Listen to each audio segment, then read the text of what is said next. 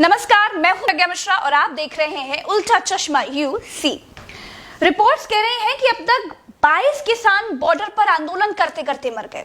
बंगाल में सौरभ गांगुली जी की तबीयत खराब होती है तो पूरी सरकार ट्वीट करने लग जाती है। करना भी चाहिए, लेकिन 22 किसानों की मौत पर सरकार की जुबानों पर ताले लगे हैं।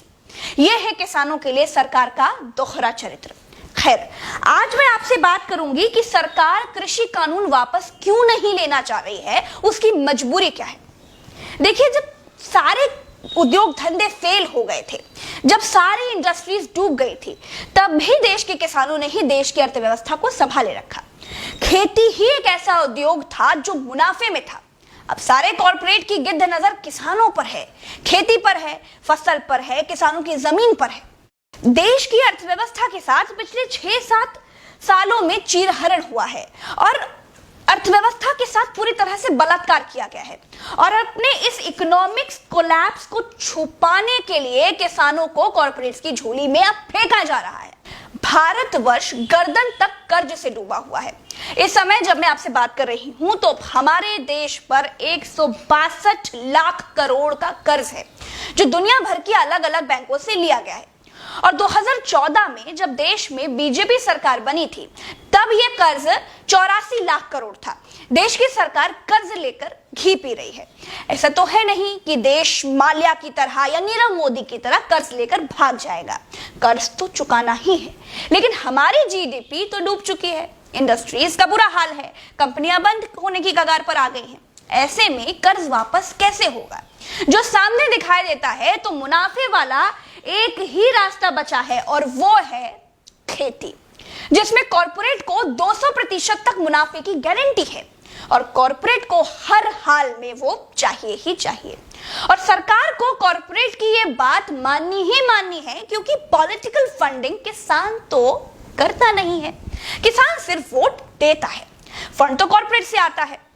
तो अब अगर आप कृषि कानून की जगह पर कॉर्पोरेट कानून कहें तो बात ज्यादा क्लियर समझ में आएगी। सरकार ने अपने कानून में कहा है कि किसान भंडारण कर सकता है। अब आप होनोलुलु की सरकार तो है नहीं कि आपको ये मालूम ही नहीं है कि जिस किसान को आप जिंदा रखने के लिए 6000 की खैरात दे रहे हैं, वो भंडारण करेगा कैसे। या 6000 में किसान ने अगर अपने गोदाम बनवा लिए हो तो उसकी जानकारी मुझे नहीं है इस वक्त पर। आपको अच्छी तरह से मालूम है कि देश का 95% किसान भंडारण नहीं कर सकता, तो फिर भंडारण करेगा कौन? 5 रुपए का भुट्टा 35 रुपए में बेचेगा कौन? फ्री की धनिया 50 रुपए में देगा कौन? वही आपका कॉर्पोरेट, जिसको हर हाल में इस देश को मुनाफे वाला किसान चाहिए ही चाहिए। देश में खेती से जुड़ी अर्थव्यवस्था को अगर अलग कर दिया जाए तो देश की जीडीपी 50% और गिर जाएगी। बेरोजगारी जो अभी 9% है, वो 35% पर पहुंच जाएगी।